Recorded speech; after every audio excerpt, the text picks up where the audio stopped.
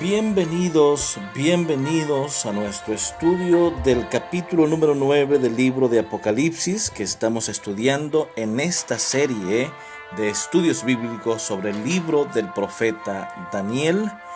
Ahora nos toca hablar del capítulo número 9 de esta serie. Espero que puedan disfrutar durante los siguientes minutos de este estudio de la palabra del Señor.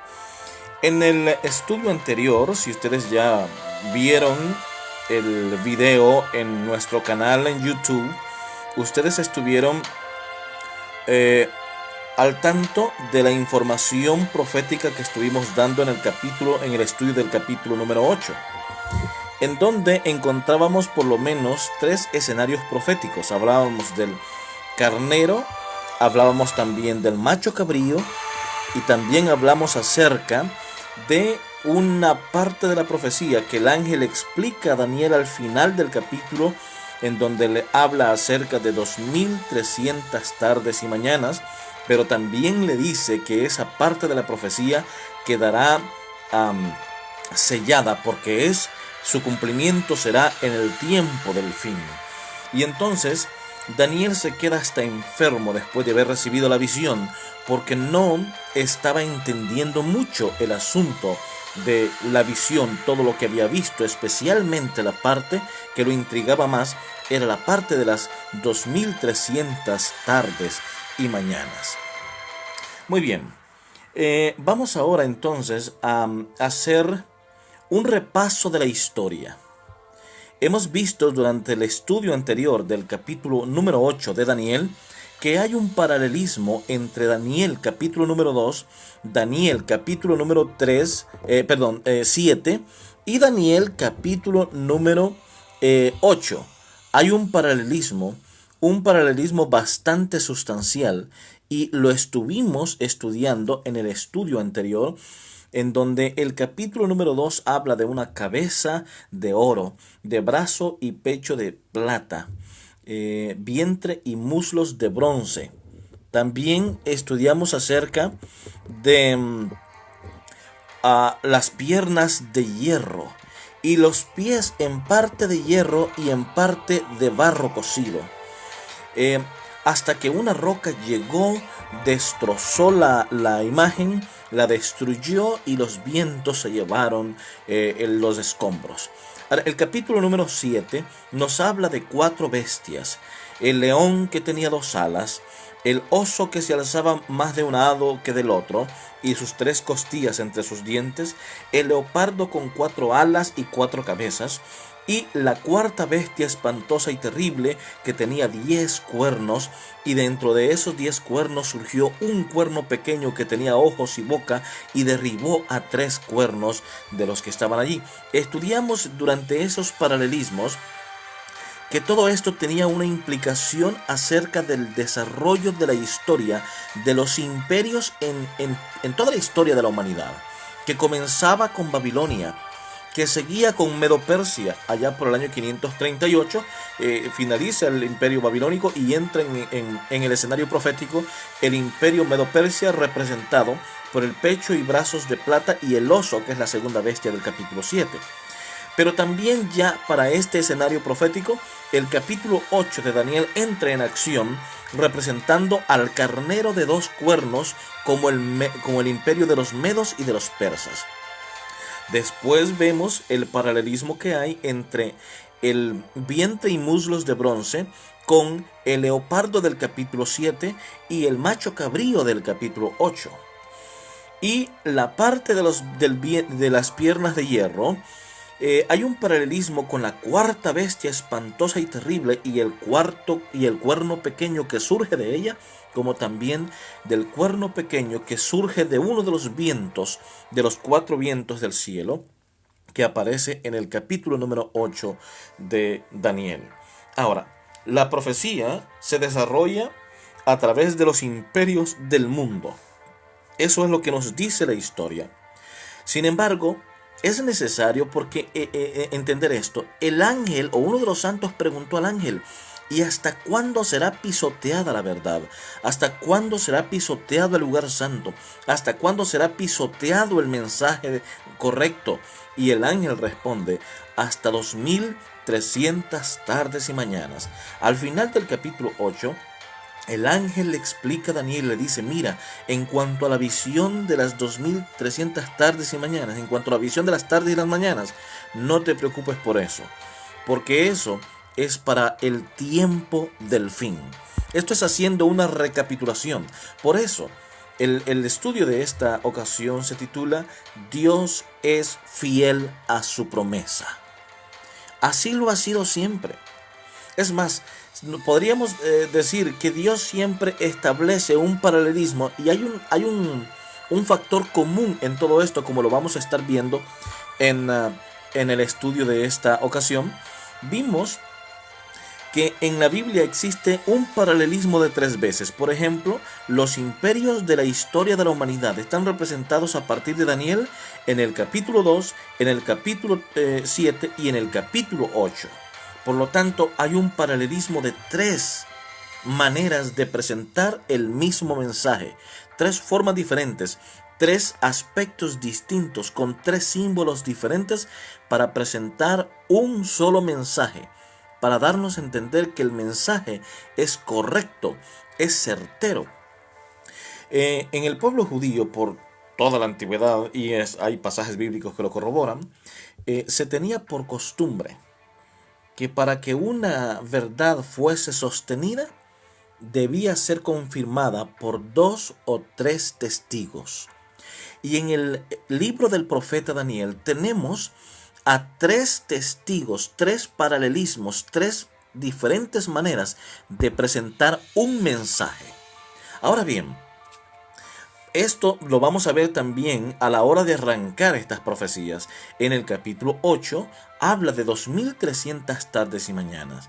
Pero también en el capítulo 9 nos habla de 70 semanas. Aparentemente, estas son 2 profecías diferentes. Pero en realidad es que cuando la Biblia fue escrita por los profetas, la Biblia no fue dividida en secciones como la tenemos ahora, la división de versículos, la división de capítulos, la división. No existía esa división. Por lo tanto, la división de los capítulos se hizo, el objetivo era hacer más familiar, más accesible, más fácil la lectura de la Biblia, para que el lector se identificara a través de ciertas secciones y temas y secuencias de lo que se estaba escribiendo. Sin embargo, parece que el capítulo 8 tiene una continuación en el capítulo 9. ¿Por qué razón? Porque ahora el profeta Daniel en el capítulo 9 nos dice que él estaba un poco inquieto. Él no entendía. Él estuvo con aquello en la cabeza pensando, ¿cómo es eso de las 2300 tardes y mañanas? Yo no entiendo eso. Luego explica, el texto del capítulo 9 explica que Daniel quedó pensando en la profecía del profeta Jeremías en el capítulo 25, en donde había hablado que 70 años el pueblo estaría en tierra extraña y que después de 70 años serían regresados. Pero ahora Daniel estaba preocupado. El pueblo no había dado muestras de arrepentimiento. El pueblo no había dado ni una sola muestra de arrepentimiento y esto lo tenía un poco preocupado. Decía Daniel, pero Señor, ¿qué es lo que va a suceder ahora? ¿Por qué esto está así?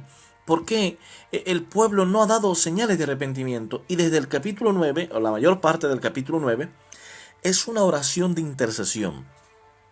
Daniel está orando, pidiendo inteligencia, pidiendo sabiduría, pero sobre todo pidiendo que el Señor tuviese misericordia y que perdonara sus pecados, los pecados de Daniel y los pecados del pueblo. Daniel se sentía en parte responsable. Sin embargo, la oración de intercesión que está haciendo Daniel es por su pueblo, es para que el Señor perdone la maldad de su pueblo y pueda cumplir la promesa del regreso de los exiliados hacia Jerusalén o hacia Judá prácticamente. Ahora bien, tenemos aquí en el capítulo 9 la descripción de otra profecía. vemos que el ángel viene, Gabriel de nuevo aparece en la escena y dice por ahí Daniel, y vi de nuevo al que había visto en la visión. El varón vino ante mí y me dijo, antes de que terminaras la oración, me fue dada la orden para que viniera y para que te explicara la visión a ti, Daniel, porque tú eres un hombre muy amado. Ahora, ¿qué visión debía explicarle? Según el versículo que vemos allí cuando el ángel viene, nos dice que Daniel era un hombre muy amado y que había sido enviado el ángel a explicarle la visión. ¿Cuál visión sería? En ese momento Daniel no estaba recibiendo ninguna visión. La última visión que ha recibido es la del capítulo anterior, es decir, la del carnero, del macho cabrío, la del cuerno pequeño macho cabrío, pero que concluye con en la cantidad o el número enigmático para Daniel, que representaba una preocupación, 2300 tardes y mañanas, y lo peor todavía, que se le había pedido que sellara la profecía, que no era para su tiempo. Esa profecía no debería de darle preocupación, pero Daniel creía que es que el exilio del pueblo se alargaría por la rebelión, por la desobediencia que el pueblo tenía, inclusive en los días de Daniel. Sin embargo, cuando hacemos un estudio un poco más profundo, nos vamos a dar cuenta que estas simplemente son profecías de tiempo. Son dos periodos de tiempo que componen una misma profecía. El ángel ha sido enviado para explicarle lo que tiene que ver con Daniel y con el pueblo suyo, o sea, el pueblo judío, la parte de esa profecía que él no puede entender. En otras palabras, en el capítulo anterior se sella la visión para el tiempo del fin. Daniel intercede en la oración. Al Señor escuchar el ruego de Daniel, envía a Gabriel para que le explique únicamente la parte de esa profecía que fue sellada, solamente la parte que tiene que ver con el pueblo judío y con el Mesías. Y por eso es que el capítulo 9 nos presenta la profecía de las 70 semanas que tiene que ver única y exclusivamente con el Mesías y la función mesiánica.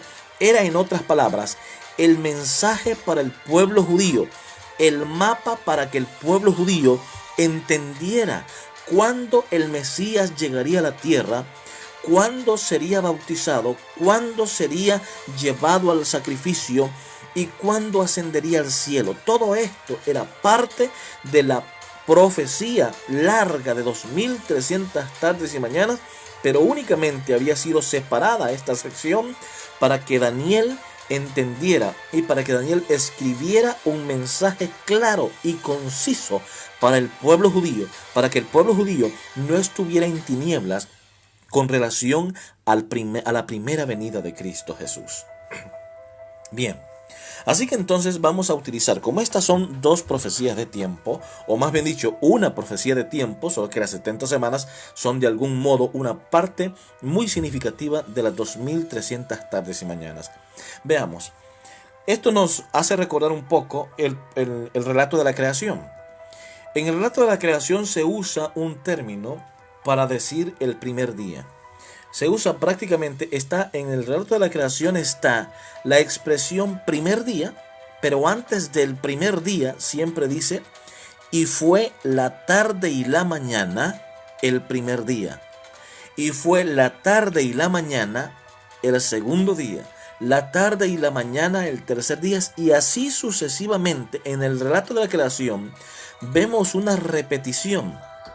Esta es una alternancia, un método bastante bueno en la literatura hebraica, de una manera de escribir, que lo vamos a ver en el versículo 26 y 27 posteriormente de este estudio.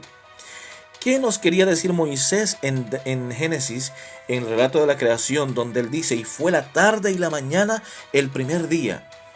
Es decir, nos está diciendo que un día se compone de una tarde y una mañana. En otras palabras, en el calendario judío, los días no comienzan como en nuestro calendario gregoriano o solar a las 12 de la noche y terminan a las 12 de la noche. No, no es así. En el calendario judío, los días comienzan a la puesta de sol. Y desde la puesta de sol toda esa parte de la noche se le llama tarde. Y en la mañana se le conoce a la parte de cuando sale el sol hasta que oscurece. Tarde y mañana un día. Es decir, la noche y el día conforman un día. Eso es en el calendario que Dios le presentó a Moisés. En otras palabras, el día en el calendario judío comienza a la puesta de sol y termina a la siguiente puesta de sol. Por lo tanto, cuando habla de 2300 tardes y mañanas, entonces estamos hablando de 2300 días. El problema aquí que tenemos es que esta profecía se está dando al final de los periodos imperiales de los reinos representados en el capítulo 2 y en el capítulo 7 y en el capítulo 8 de Daniel. Es decir, esta profecía de las 2300 tardes y mañanas es como el cumplimiento después de lo que se cumpla en todos los otros imperios. Por ejemplo, fíjense cómo viene la historia de los imperios de manera sucesiva. Primero tenemos al imperio babilónico, del año 606 al año 538. Del año 538 al año 331 tenemos al imperio de los medos y los persas. Y esto está representado en la Biblia. Por ejemplo, en el capítulo 2 está la cabeza de oro, que es el mismo león del capítulo 7 de Daniel. Y luego tenemos al pecho y brazos de plata en la cabeza de Daniel 2, el oso que está representado en el Daniel 7 y el carnero de 2 cuernos que está representado en el capítulo 8. Esto representa al imperio Medo-Persia del 538 a.C. al 331 a.C. Después, en el escenario profético de la historia cumplida, tenemos al imperio griego, representado en el capítulo 2 de Daniel por el vientre y muslos de bronce. En el capítulo 7 está representado por el leopardo con 4 alas y 4 cabezas. En el capítulo 8 está representado por el macho cabrío, que primero tenía un cuerno y que después se quebró el cuerno y surgieron 4 cuernos. Y ya todo esto lo hemos estudiado en otros estudios anteriores. El imperio griego gobernó desde el 331 hasta el 168 a.C. Pero después del imperio griego surge entonces el imperio representado por las piernas de hierro en el capítulo 2 de Daniel y la cuarta bestia espantosa y terrible del capítulo número 7 de Daniel, que también es representado por el cuerno pequeño que aparece en Daniel capítulo 8.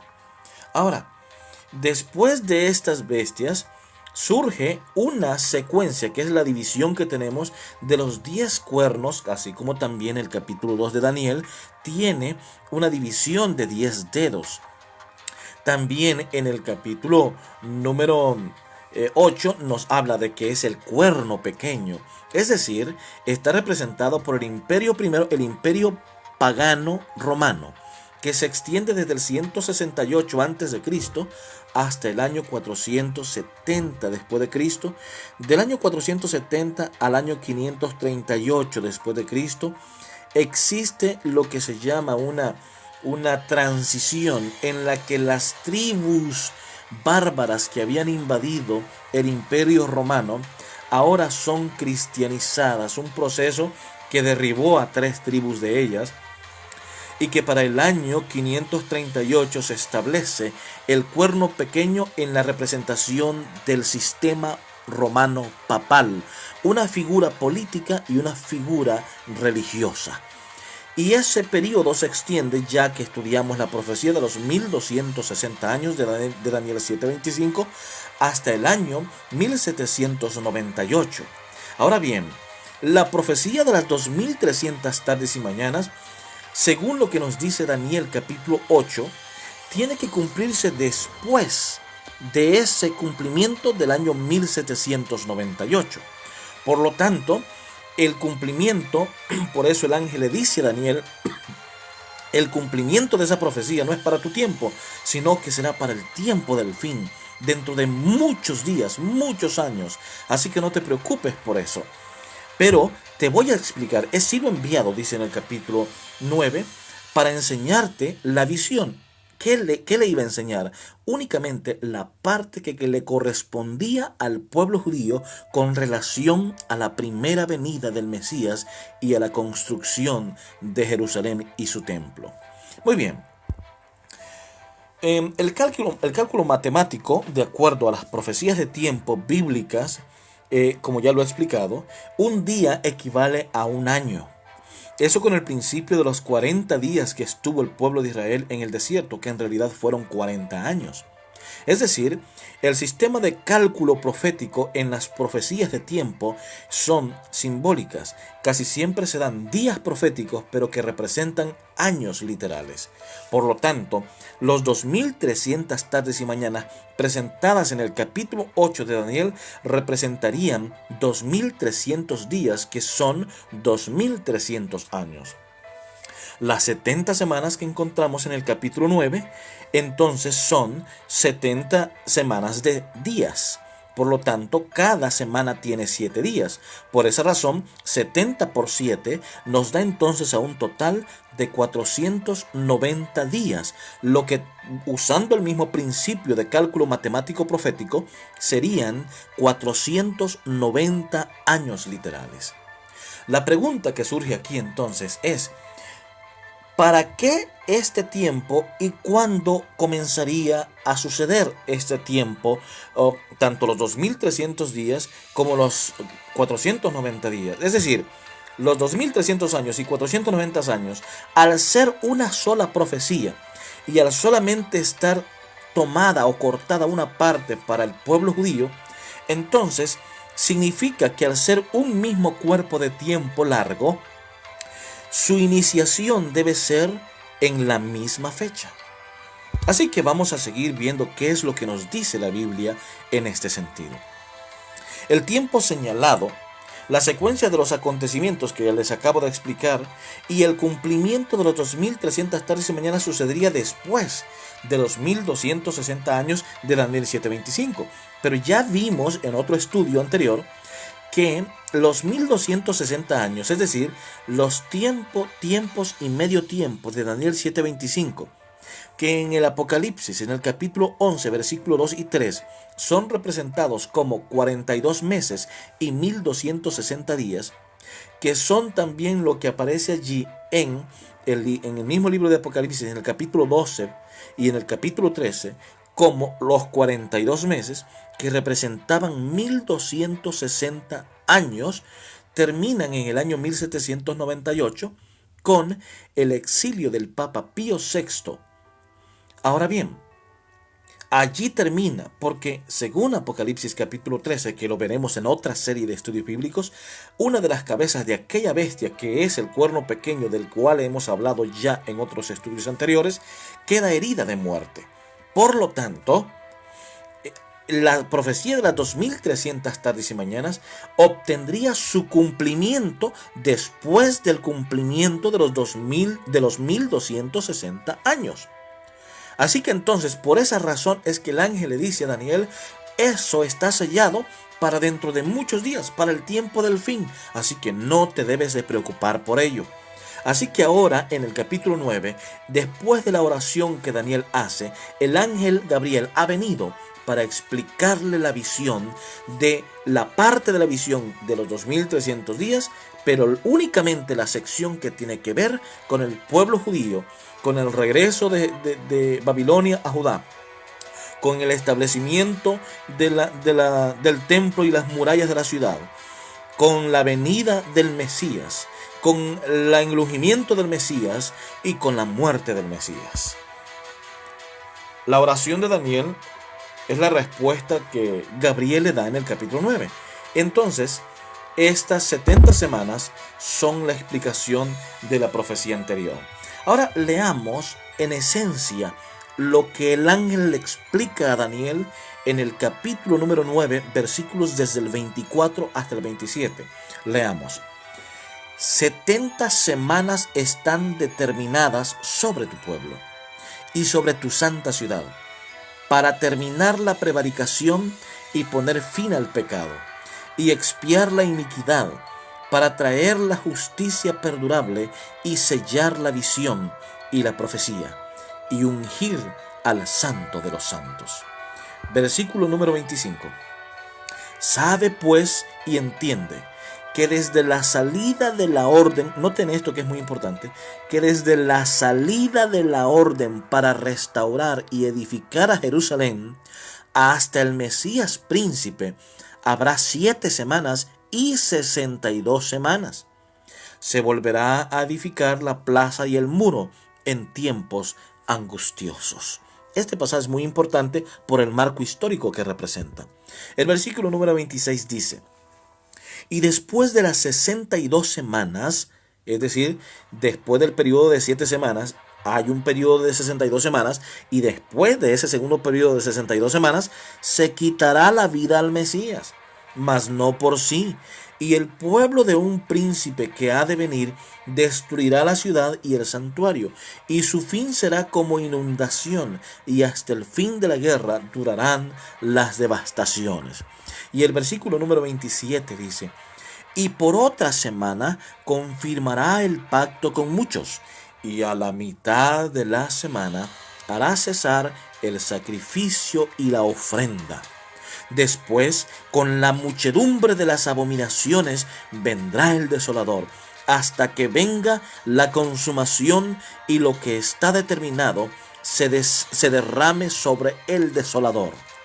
Entonces, tenemos aquí algunas palabritas que vamos a ir aclarando, pero lo primero que vamos a hacer en esto es para tratar de identificar cuál sería entonces el punto de inicio histórico de la profecía.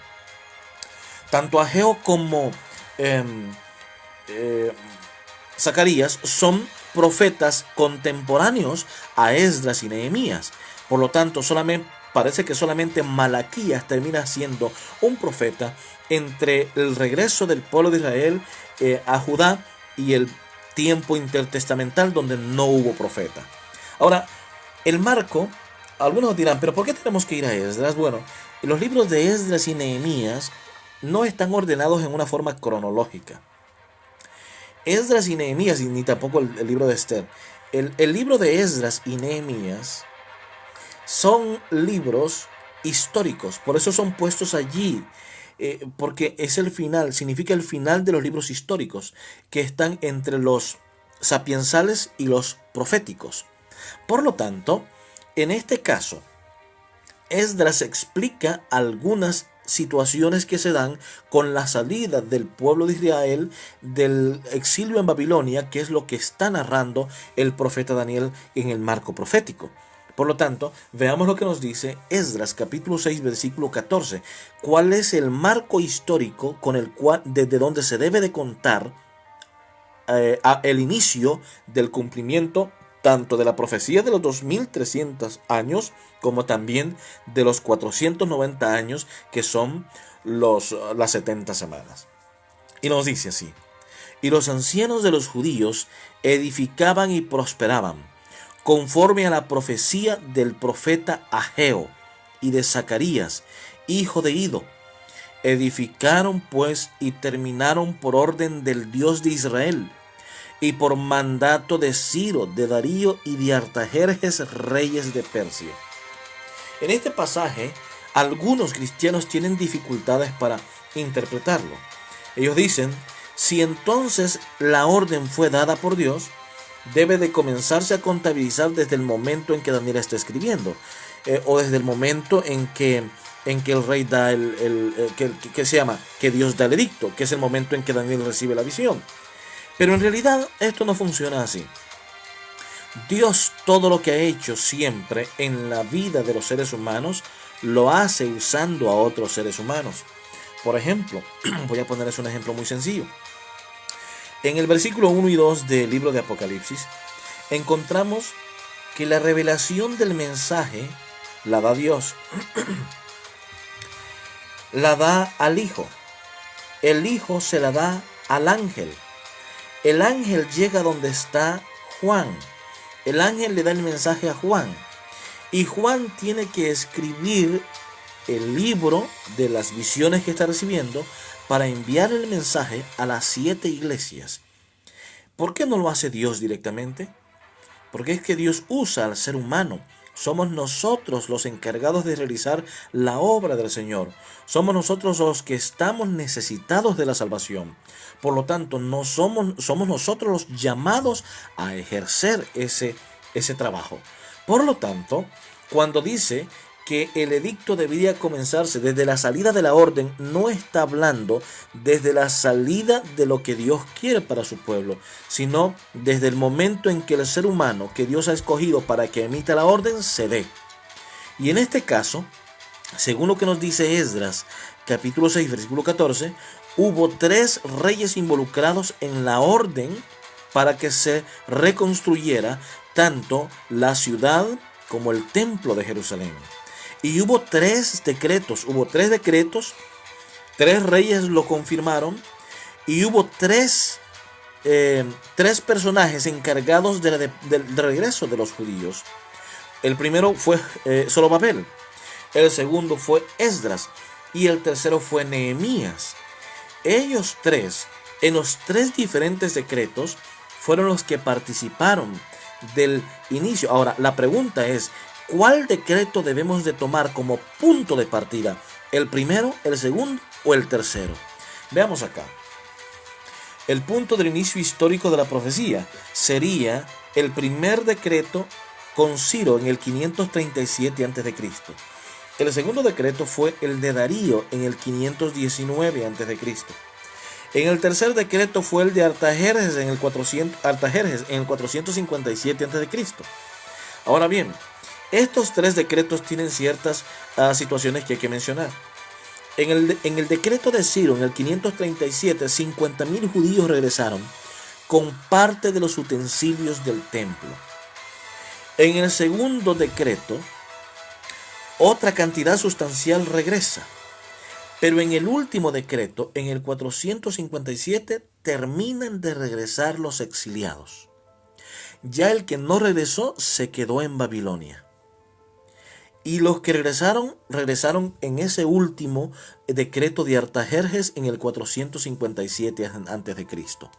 Ahora bien, es a partir de este último decreto en el que debe tomarse como punto de partida. Primero, porque es el último decreto.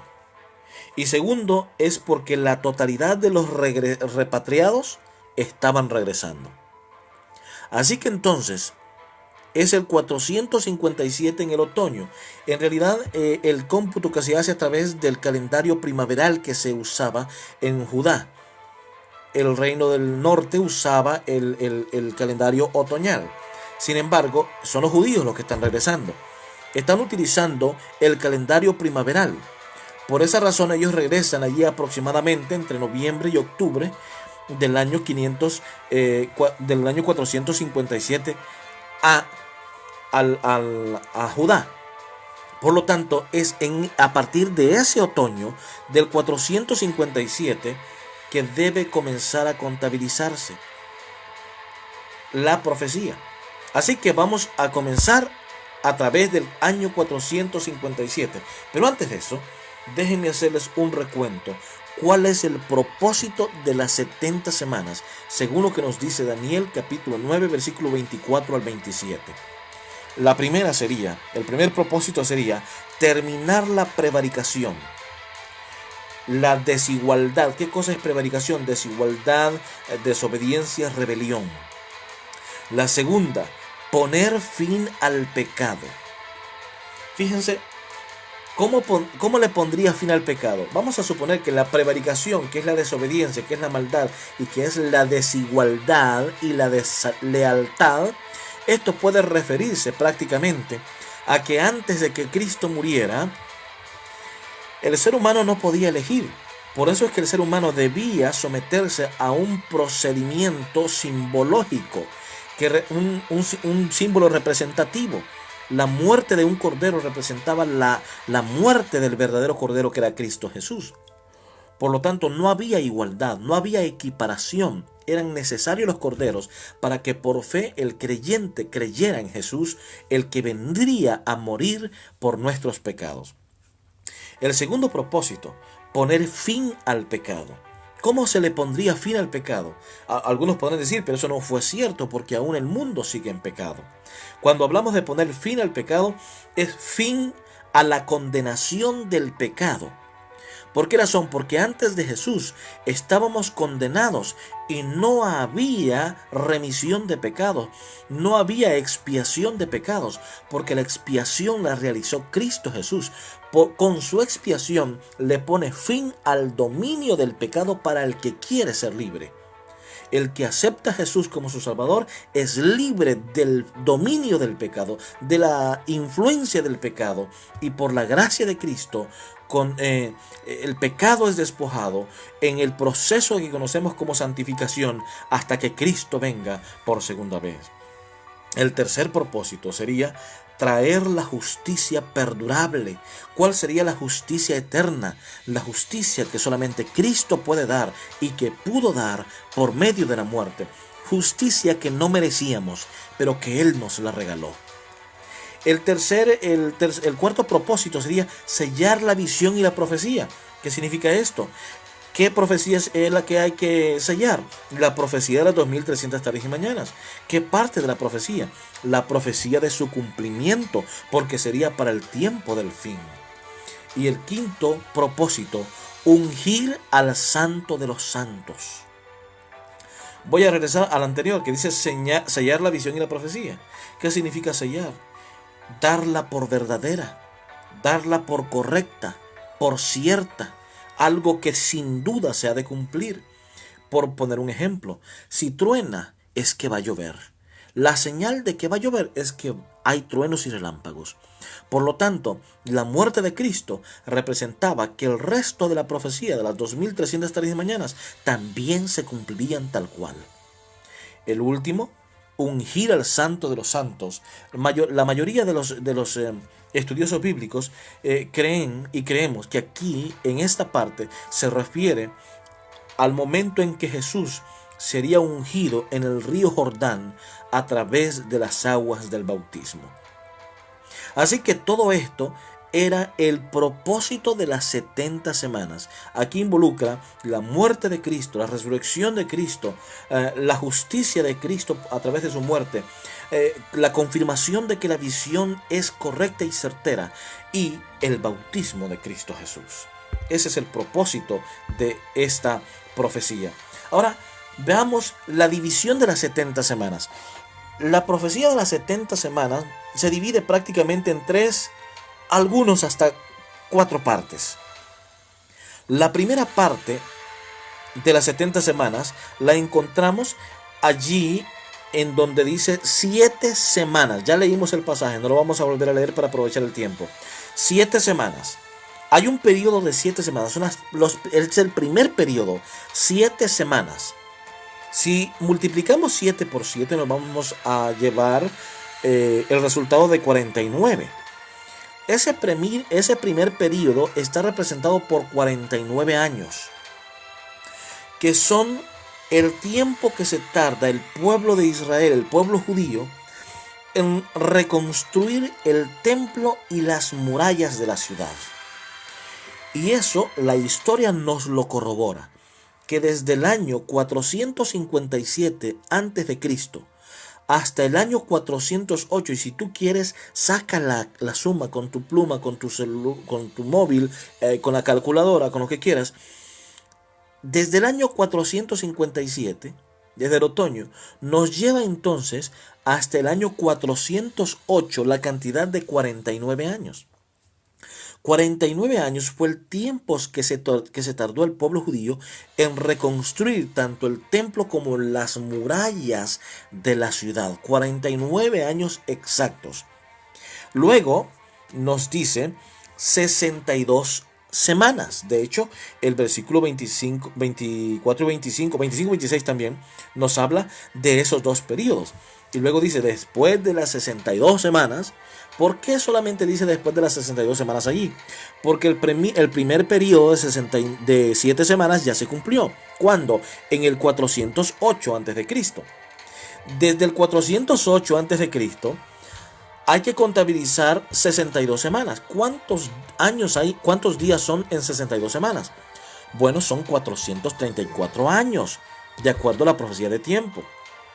Si contabilizamos desde el 408, 434 años, nos va a llevar hasta el otoño del año 27 después de Cristo. El Evangelio de Lucas, bueno, Lucas era un gran escritor, nos dice que en el 25º año del reinado de Tiberio, Jesús fue bautizado cuando tenía como 30 años. El anterior, César, había muerto en el año 14 después de Cristo.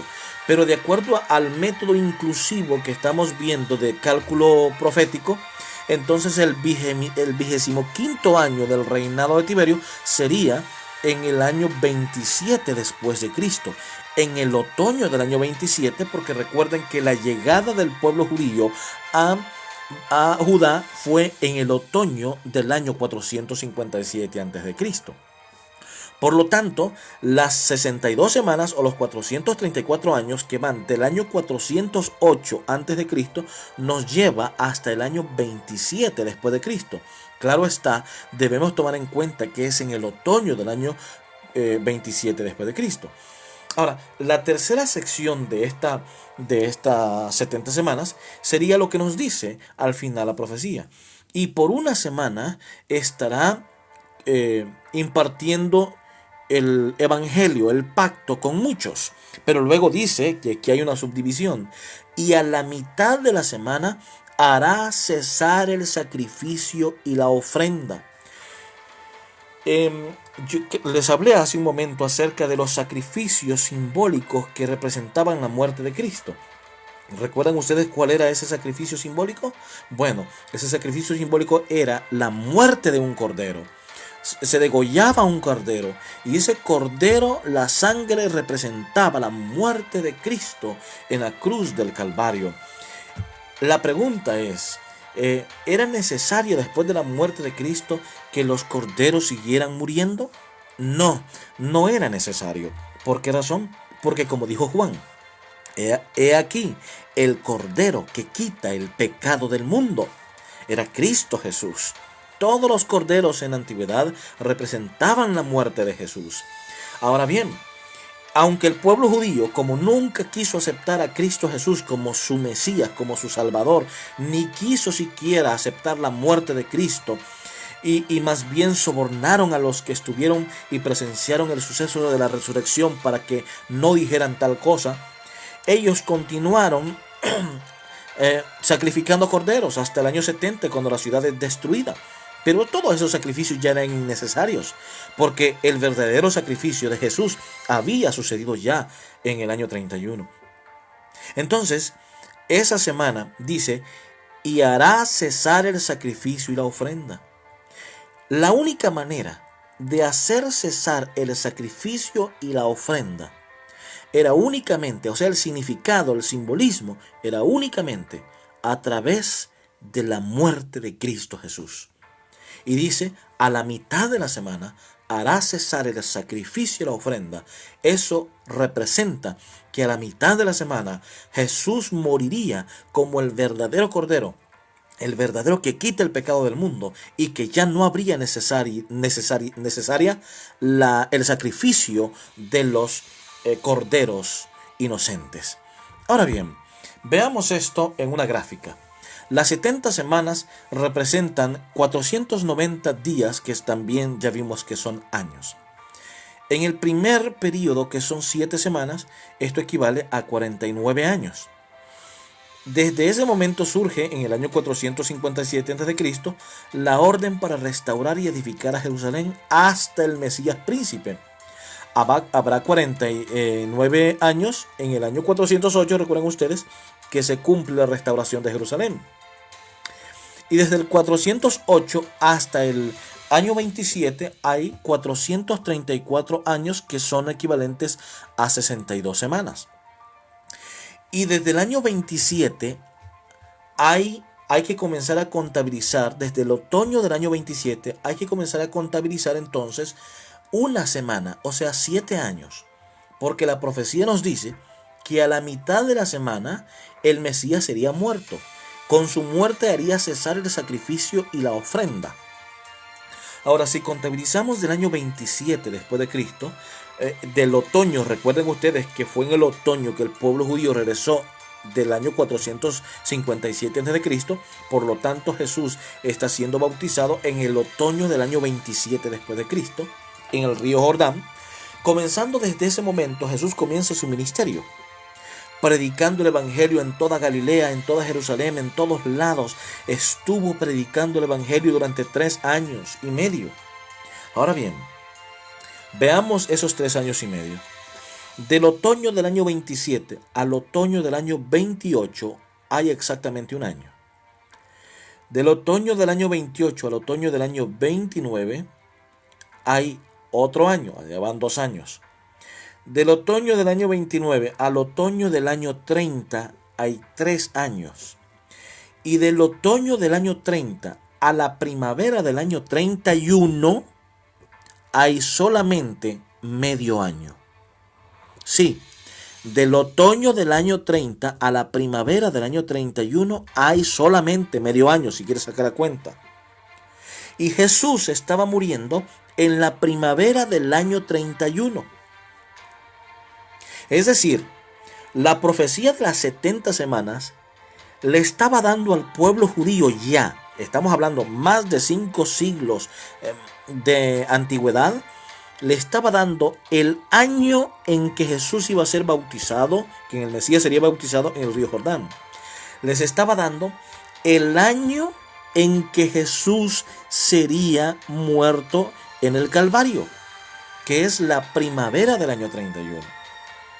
La fiesta de la Pascua, que es el otro paralelismo que encontramos en este estudio, le daba al pueblo judío el día y la hora.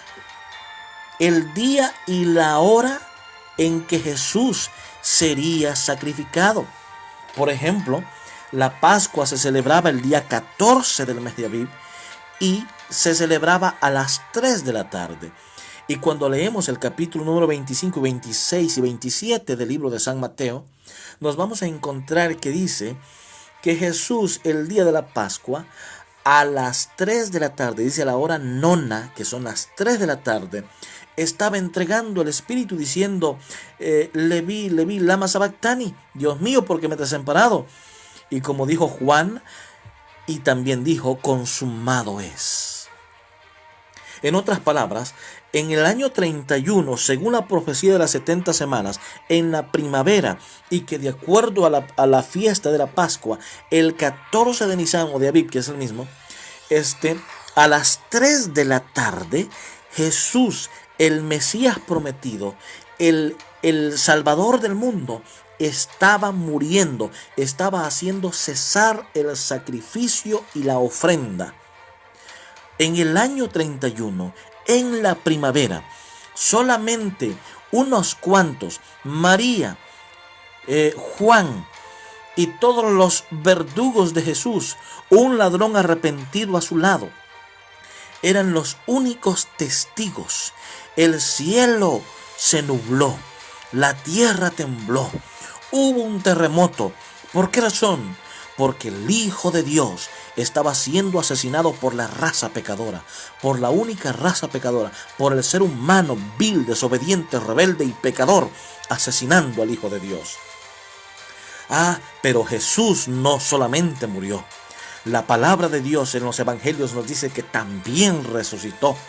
Un ángel poderoso salió de la presencia de Dios con la panoplia de Dios y llegó como un rayo hasta donde estaba la hueste angelical enemiga, rodeando la piedra donde le había sido puesto el cuerpo de Jesús. Y cayeron como muertos. Satanás y sus ángeles salieron corriendo también. Y ese ángel poderoso exclamó a gran voz diciendo, Hijo de Dios, tu Padre te llama, ven. Y Jesús se levantó por la vida que estaba en él. Y lo primero que proclamó fue, yo soy la resurrección y la vida. Esta escena se complementa con las 70 semanas de la profecía de Daniel 9 en el año 31, en la primavera del año 31, el 14 de Nisan, el 14 de Aviv, a las 3 de la tarde cuando muere, y un día después, o 3 días después, Jesús está levantándose de la tumba para poder redimirnos de todo pecado. Mis queridos hermanos, después la Biblia nos dice que por media semana más el pacto sería confirmado a muchos, pero que ya esto no le correspondía a Jesús. Esto le correspondía a los fieles discípulos que había dejado en esta tierra. Ellos estaban predicando el Evangelio, pero solamente a los judíos en ese momento. Es hasta el año 34, con el apedreamiento de Esteban, cuando el Evangelio comienza a entrar en los gentiles. Mismo año 34, el apóstol Pedro está siendo llevado a la casa de Cornelio para predicarle el Evangelio a Cornelio y a todos ellos. Lo que estamos viendo es que en el año 34, la profecía de las 70 semanas se cumple. Y en ese momento, el Evangelio comienza a ser predicado a todas las personas, a todos los gentiles. Por eso el apóstol Pablo dice, y ya no hay más judío, ya no hay más griego, ya no hay más gentil, porque delante del Señor somos lo mismo, somos una cosa, necesitando de la salvación de Cristo. Algunos cristianos, con el afán de fechar el tiempo de la tribulación final, osan con cortar esta última semana, la semana número 70, y colocarla al final del Apocalipsis, justo antes de la venida de Cristo Jesús, en el tiempo de la tribulación, como para fechar la tribulación. Pero esto es contraproducente. Primero, porque el libro de Daniel, capítulo 9, no nos da esa orden. Tampoco encontramos un mecanismo teológico para poder separar una semana del cuerpo principal de las 70 semanas, ni de las 2300 tardes y mañanas. Las 70 semanas es una profecía que se cumple dentro del marco de las 2300 tardes y mañanas. Ahora, lo importante es que cuando leemos el capítulo número 14, el capítulo número 8 de Daniel y el versículo 14 dice, y hasta 2300 tardes y mañanas, y luego hay una expresión interesante que dice, y el santuario será purificado. La pregunta es, ¿qué es eso? ¿El santuario será purificado? ¿Pero que el santuario no terminó allá en el Antiguo Testamento? Era una función mesiánica. Entonces, ¿cómo que Jesús al final de los 2300 años va a purificar el santuario? ¿Qué es el santuario? Mis queridos, es por eso que el ángel está diciendo a Daniel, no te preocupes por eso, porque es una profecía para el tiempo del fin. Los 2300 años, si ustedes comienzan a sumar entonces 1800 años más, después del año 34 después de Cristo, nos va a llevar exclusivamente 410 años aproximadamente hacia el año 1844. Bíblicamente, teológicamente, proféticamente, los 2300 años, comenzando en el año 457 a.C., cumpliría en el año 1844. Esta es una gráfica de las 70 semanas. En el año 1844 terminaría entonces las 2300 semanas. Vamos a hacer un recuento específico. Número 1. En el otoño del año 457, Ciro, Darío y Artajerjes confirman su decreto y los judíos regresan a Jerusalén. Hay 7 semanas, o sea 49 años, que nos llevan hasta la terminación de la construcción del templo y las murallas en el año 408 a.C. Del año 408 hasta el año 27 después de Cristo hay 62 semanas, o sea 434 años. Del año 27 después de Cristo hasta el año 31, en la primavera, hay media semana, que es cuando Jesús muere. Y de la primavera del año 31 hasta el otoño del año 34 hay otra media semana, o sea 3 años y medio, que es cuando la profecía termina, y se le da 1810 años hasta 1844 como el Evangelio a los gentiles. En este periodo de 1800 años vemos incrustada la profecía de los 1260 años que terminan en el año de 1798. Pero unos años después, entonces, terminan las 2300 tardes y mañanas. ¿Qué es lo que ocurre con la terminación de las 2300 tardes y mañanas? El ángel en Daniel 8:14 le dice que el santuario sería purificado. ¿Purificado de qué? El libro de Hebreos nos dice que en el cielo hay un santuario, y que es un santuario diferente, y que en ese santuario reina Dios, y que allí fue donde Jesús se sentó a la diestra del Padre. Y allí es donde sucede la visión del capítulo 4 y 5 de Apocalipsis, donde Juan ve a uno sentado en el trono, 24 ancianos en otros 24 tronos, a los 4 seres vivientes alrededor del trono del Padre, y a un cordero inmolado porque está siendo entronizado. En ese santuario, es ese santuario el que hay que purificar. ¿Qué significa la palabra purificación?